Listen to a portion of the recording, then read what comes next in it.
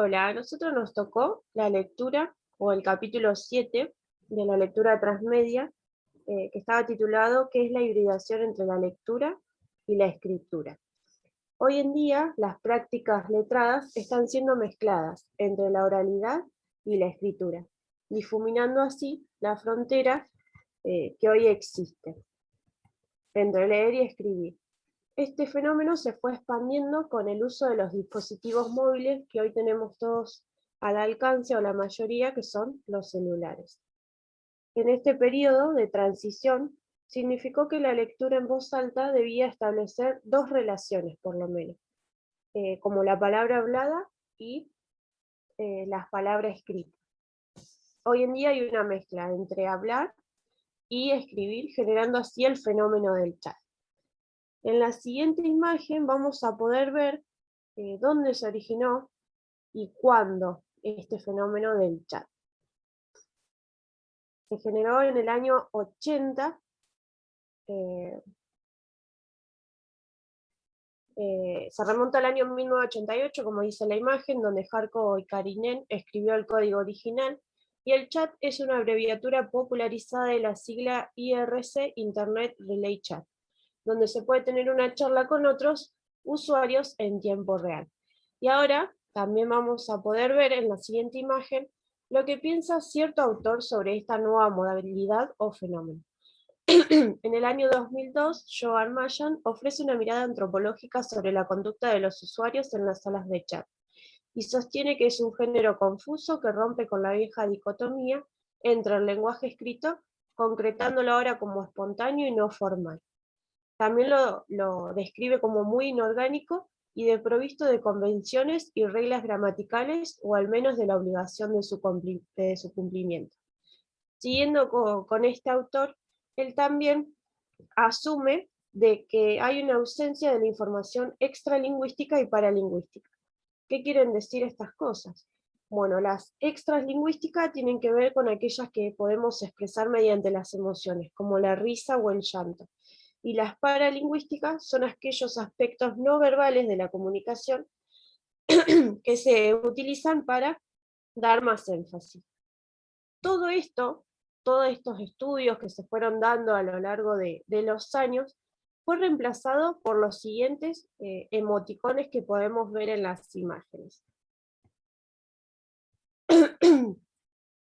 Donde sintetizan la diversidad de expresiones y se le añaden además mensajes de voz, dando lugar así a un tipo de conversación diferida que mezcla texto y sonido.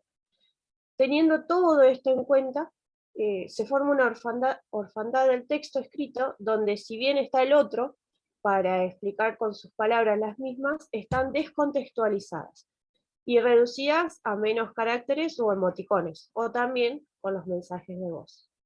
Este género confuso se lo asimila a lo que podemos ver en pantalla, que son los manuscritos. Se utilizaban en la antigüedad, donde se reescribían y escribían constantemente. Y hoy podemos decir que se los asimila a las pantallas que podemos utilizar en los teléfonos. Después vamos a pasar a otro subtítulo que tiene que ver con las palabras y el tiempo.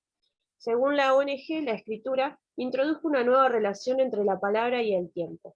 Nos encontramos en una nueva etapa que, gracias a la digitalización, se privilegia lo sincrónico de lo diacrónico, dando lugar así a la simultaneidad, donde podemos acceder de forma individual a contenidos para ver, leer, escuchar y escribir a través de dispositivos móviles conectados a Internet.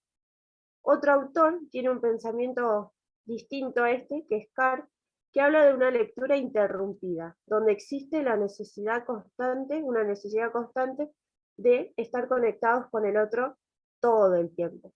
Y algo muy interesante que nos mostraba el capítulo es que esta nueva era de pantallas no destruye la lectura, sino que la vuelven ecológica. En síntesis, vamos a ver, por último, cómo la lectura, fue evolucionando con el tiempo. Al principio era en voz alta, de manera colectiva, se podía disfrutar, como se ve en la imagen. Luego ahora como vamos a ver, pasa a ser una lectura silenciosa, de manera individual.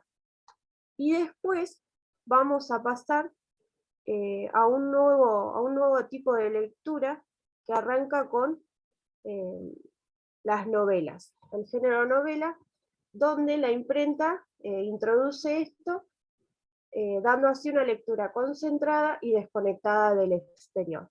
Y se podría decir que por último volvimos al principio. ¿Cómo? Ahora con el chat, con esta nueva modalidad, regresamos a una lectura en voz alta, compartiendo con otros, hablando a través de los dispositivos, asumiendo así una perspectiva evolutiva de la lectura y no de sustitución del modo de lectura. Y ahora vamos a dejar que mi compañera pueda seguir. Bueno, yo voy a hablar acerca del chat como práctica letrada vernácula. El chat despertó muchas críticas debido al empobrecimiento de su lenguaje y a su naturaleza irrespetuosa de las normas gramaticales y ortográficas. Según Mayans, los usuarios del chat buscan principalmente comunicarse lo más rápido posible, por lo cual procuran escribir como hablan. Es decir, que hay una búsqueda de oralización de la expresión y también hay una cuestión vinculada a la interfaz. ¿Pero por qué podemos decir esto? Porque los textos se escriben con rapidez, con límite de extensión, en pantallas y teclados pequeños y en situaciones de movilidad y en multitarea. Y también hay otra cuestión mucho más profunda que caracteriza el chat en relación con la función social que tiene. En sintonía con Mayans, como vemos en la imagen, Daniel Cassani propone el concepto de la práctica letrada vernácula, refiriéndose así a lo que hacemos con la escritura por nuestra cuenta, al margen establecido por instituciones como, por ejemplo, la escuela, la justicia, la administración, y también muestra que lo vernáculo pertenece al ámbito privado y a la vida cotidiana. También Cassani, sostiene respecto al chat que al escribir de manera vernácula no importa tanto el respeto a la norma estándar como la búsqueda de expresividad, originalidad e individualización. Entonces se puede entender al chat como una práctica letrada vernácula, ya que es uno de los géneros vernáculos responsables de que cada vez se lea y se escriba más. Pero ¿por qué resulta difícil incluir dentro de la lectura a las prácticas vernáculas? Porque según Cassani, tendemos a tener una representación mental de la lectura. Mayans, en una entrevista en 1969, afirmó que la imprenta, mediante la circulación de libros, convirtió los lenguajes vernáculos del momento en sistemas cerrados y uniformes de lenguas nacionales. Esta oposición entre lo vernáculo y lo canónico explica en gran medida el rechazo que hay actualmente a las prácticas vernáculas, sobre todo las del chat, como formas textuales. Las prácticas letradas, entonces, son un ejemplo de la segunda oralidad, donde el instantáneo y el flujo de la conversación forman parte del contenido de la comunicación. Alejandro Piccinelli, como muestra ahí, y Marshall, crearon o propusieron una serie de 4 leyes para entender mejor la evolución de los medios. La primera ley se llama la ley de extensión. Esta es donde cada tecnología extiende o amplifica al órgano o facultad del usuario. La segunda se llama ley de caducidad, dado que hay un equilibrio en la sensibilidad cuando un área de la experiencia se intensifica o eleva, otra queda disminuida o bloqueada. La tercera ley se llama la ley de recuperación. En esta todo medio recupera algo previamente obsoleto. Y la última ley se llama la ley de la reversión. En esta cada forma llevada al límite de su potencial invierte sus características y se transforma en algo nuevo. Bueno, basándose en estas leyes, Piccinelli las aplica al bolígrafo y al modo en que modificó las prácticas de escritura. Sostiene que el bolígrafo extiende el tiempo de la escritura continua, haciendo caducar la necesidad de mojar la pluma en la tinta. Entonces, tomando en cuenta estas 4 leyes de los medios de Marshall y el ejemplo del bolígrafo de Piccinelli, podemos concluir este capítulo aplicando las 4 leyes de los medios en el caso del chat, como podemos ver, que este extiende la escritura que tenía antes lugar en el papel a las pantallas móviles. También hace caducar la distancia entre escritura y lectura y recupera la oralidad preimpresa y las prácticas dialógicas y colaborativas de los manuscritos. Y por último, revierte en la verborragia, produciendo géneros híbridos, contagiando así distintos tipos de prácticas letradas y transformándolas en conversación. Así que para concluir, podemos decir que el chat es un lenguaje maduro que se diferencia de sus procederes, la oralidad y la escritura, que produce nuevos híbridos y que inaugura nuevas formas de comunicación.